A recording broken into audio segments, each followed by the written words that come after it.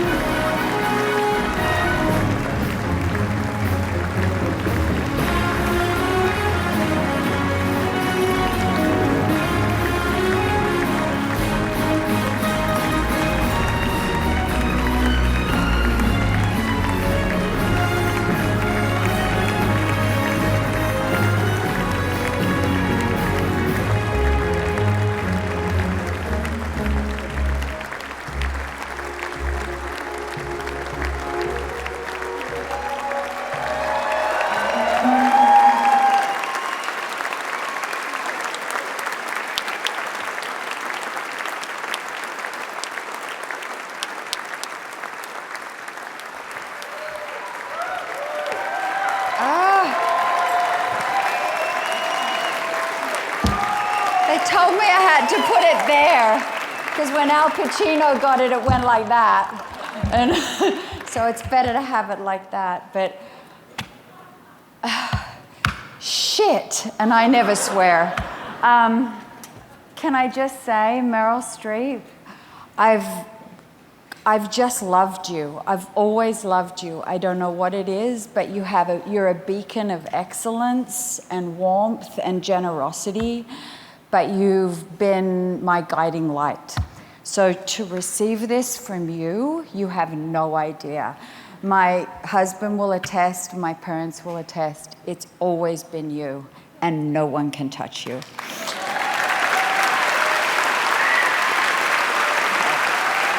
it. Mwah. And every other gorgeous person that got up here, Nahay, Reese, all of you, and you got up here and you spoke so beautifully. And now I have to, you don't really want to hear me speak, do you? Because there's been too much said. I think you said it when you won yours, where it's like, God, I wish I could know that person, because it's not me. But I've written down a few pages. But I want to first of all say thank you to the American Film Institute and the people that put this together tonight.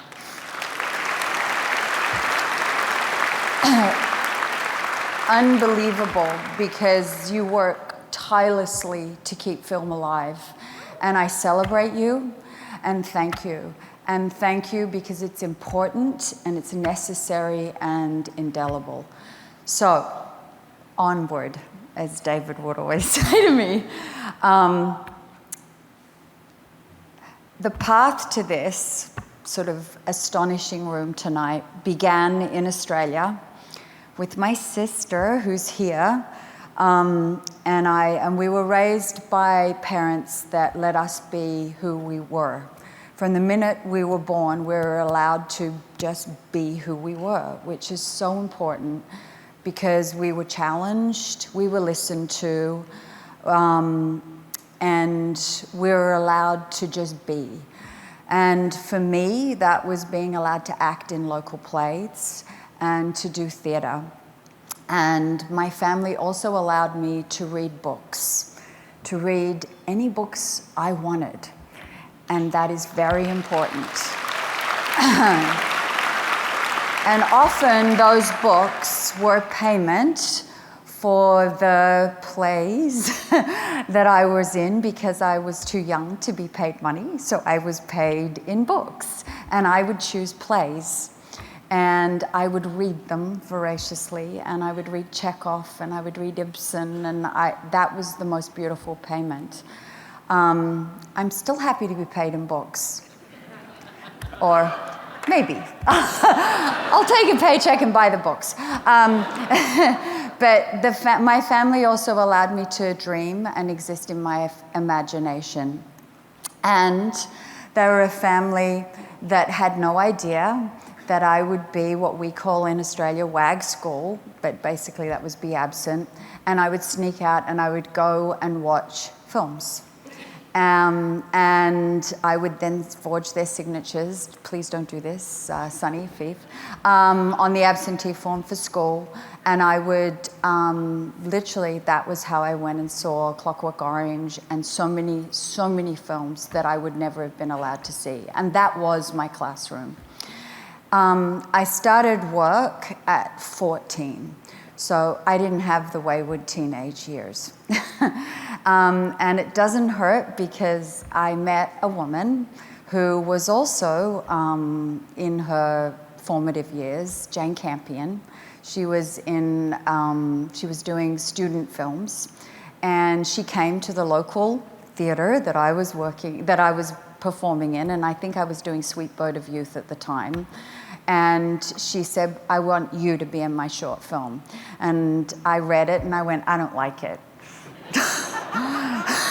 So I've learned, be careful who you say no to. Because I actually then she was so good because she still said, but I want to be your friend. And we became friends for life.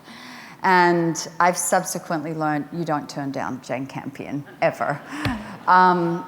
I was born, as has been said, in Honolulu, Hawaii, which gave me my American citizenship, but I am an Australian girl. And I have wanted to explore the world. And I dreamt of doing that. And acting is the perfect career for that.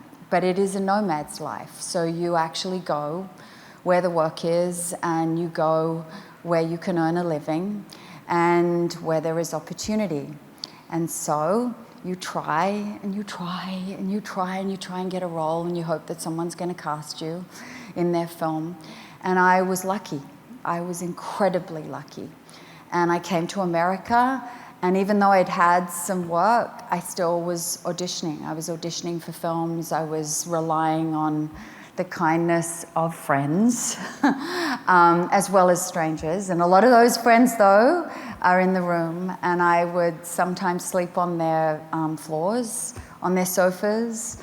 I would sometimes have them give me a lift to an audition, because when we were growing up, as Nay said, it was really expensive to get a cab. And if you got a cab to an audition and didn't get it, then that meant you couldn't have dinner that night, kind of thing. And I was like trying to also pay for hotel rooms to stay, and then having to go back to Australia and get more money and try to come back. So I just want to say thank you to all those people that are in the room tonight who did that for me, and there's a lot of you, and I know exactly who you are. And the other thing that would happen as Australians is we would support each other, because when one of you gets a job, it's like, oh my God, you got a job. And they would all celebrate you, and it was just pure magic. And then, of course, what happens is you meet your director, you meet the writer, you meet the producers and all the other people, and then you meet the actors, my tribe. I just love actors. There's only one person clapping for that? Come on! And you see how they work, and you learn, and you see how other people work, and you share, and you go, oh my God, who are all these talented people? And some of them you may never meet again, and some of them you do meet again. Some of them you have incredible laughter and jokes with, and you cry with. Some of them you fall in love with. Some of them you marry. You have new adventures. You have wondrous things happen. And some of the people whom you get to know become your best friends, or they become your allies, or they become your supporters, or they become your biggest champions, or all of those. And even though you may not see them again for years, maybe never again, or sometimes you'll see them down the road on another film, that's being a nomad. That's the nomadic life of what we do as actors. So I have been part of so many families. I've had the good fortune to have worked with some of the greatest actors and some of the greatest directors who have not only raised the bar, but they have also had the ability to raise it so high that we all always learn from them. And a lot of them are in the room tonight. They take you in, they teach you, they take you under your wing, and then they blow your mind. I have so many directors who were so good to me, and I would like to thank them all. Philip Noyce, you're in the room tonight. You took a bet on me. Thank you, thank you, thank you. And I slept on your sofa as well. Robert Benton, Ron Howard, Gus Van Sant. You were amazing because you gave me that role and I had shown absolutely no skill that would make you believe that I could do that.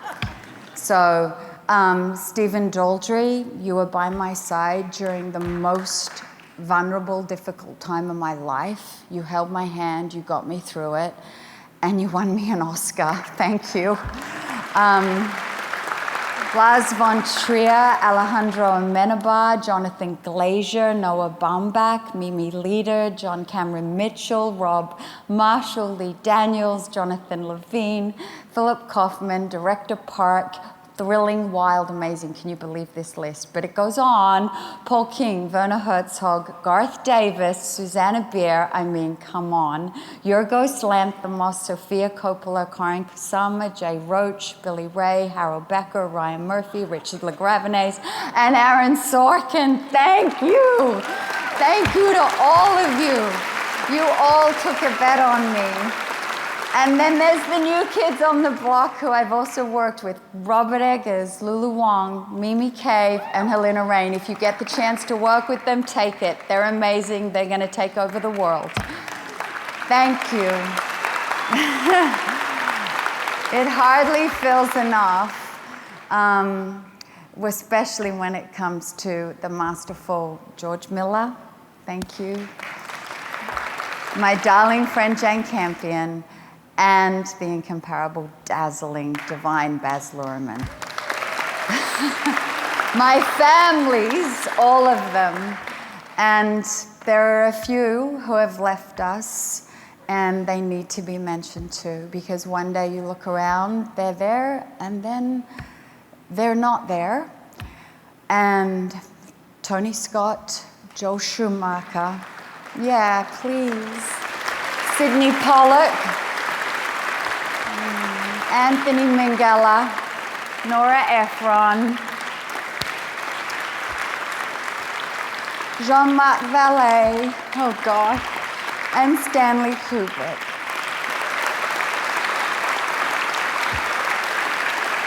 Thank you, Stanley. May they live on. May they live on in beauty, in spirit, and in all of our imaginations forever. It is a privilege to make films, and glorious to have made the films and television with the storytellers who allowed me to just run wild, be free, and play all of these unconventional women. Thank you for making me better at my craft and giving me a place, however temporary, in this world. Thank you for inviting me into your movie families, and thank you for my childhood dream that became a reality. And to the audiences who have stuck by me through everything, I just want to say thank you, because there's so many little weird films I've done, and I know there's people out there that go and find them and watch them, and you've stood by me and stuck up for my weird choices, and I'm so grateful for that. There's an enormous amount of luck in my life, but there's also the most important thing, love. big, big love. And then right there is the love of my life and the loves of my life.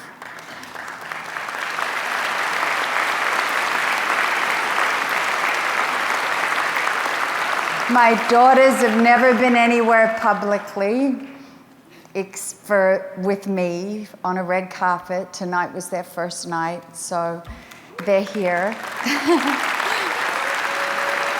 Sunday and Faith. My mama, who can't be here, but they said there's a live stream available for her and she's watching it, so I hope then that's what I love about technology. And my papa, who isn't here, but I feel him every day.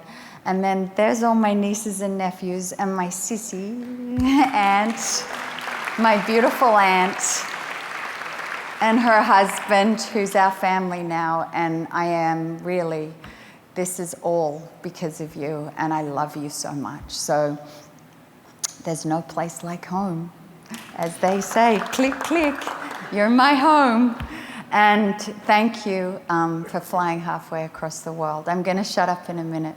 I like to think that I'm getting started, but it's not true, because really, let's just hope I'm in the middle. I've got my fingers crossed. There's so many more exciting young directors and writers and voices that are completely original and need to be heard. And they have a lot to say. We need to give them the chance to say it and to hear them. And I am here. I'm ready to roll up my sleeves. As you see, Meryl and I are always ready to roll up our sleeves. Give whatever we've got, whatever power, whatever help to help you so that we can get there. I am here always to support those voices. So, you know, if we get a chance to do something together, that'd be great. I think it was Andy Warhol who said, make art, let others decide whether it's good or bad, and while they're deciding, just make some more. Well, that's what I do. So I believe art can hurt, but it can heal, and love does win, and film is forever, and I am so, so grateful to all of you for tonight. Thank you.